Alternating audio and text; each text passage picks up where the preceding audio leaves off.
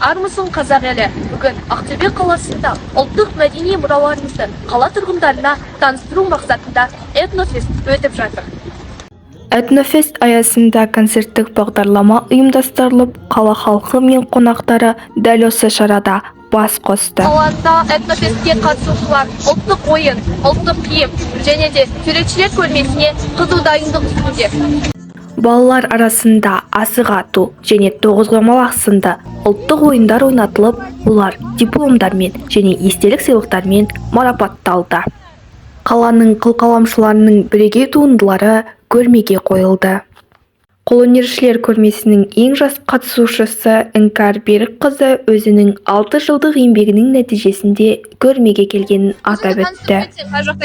Менің атам Қуанышбай Іңкәр Берікқызы, Ақтөбе қаласында тұрамын. Қолөнермен айналысып кеткеніме уже 6 жылдай болып қалды. Бүгінгі этнофест көрмесіне қандай бұйымдармен келдің? Бүгінгі мен өзімнің әшекей бұйымдарына келдім. Мысалы шекелік, шашбау, алқа, басқа кеткен кебедейка, браслеттер. Бүгінгі этнофесттің басты көрмесі Тоқыма партиға да келдік. Ендеше осы жақтағы көрмеге қатысушылардан сұхбат алайық. Сәлеметсіз апай, сіз бүгінгі көрмеге қандай бұйымдарға келдіңіз, тоқыма бұйымдарын? Біз қазір көрмеге осы Ақтөбе қаласында көп балалы аналар бар, және де мүгедек балалар қарап отырған аналар бар. Сол аналардың үйде отырып, олар көп шыға алмайды ғой. Сол аналардың қолдан тоқыған өнерлерін біз алып келіп отырмыз. Бүгін Ақтөбе қаласында этнофест аясында тары фести өтіп жатыр. Себебі Ақтөбе тарының отаны. Шығанақ Берсеев атамыз Ұлы Отан соғысы жылдарында тары өсіруден рекорд қойған еді. Облыстың 12 ауданынан келген делегация өздерінің таңдаулы өнімдерімен көрмеде таныстырды. Алға ауданынан келген қымбат әжей тарыдан жасалған өнімдерінің ерекшелігін атап өтті. Атым қымбат, Алға ауданы Тоқмасай ауылынан келіп тұрмын, фамилиям Қазкенова. Осы тарымен айналсам, ауылыма тары егем. Осы тары өнімдерін бүгін алып келіп тұрмын.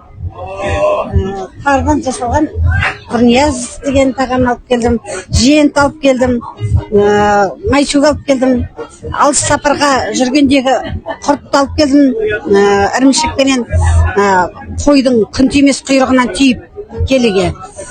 Майшук алып келдім, жарма алып келдім, тарыға міне тарыдан торт, тарыдан құрт, бұның барлық өнімнің бәрі міне боза, тарыдан істелген көже, науыз көже, жерде барлығы бар.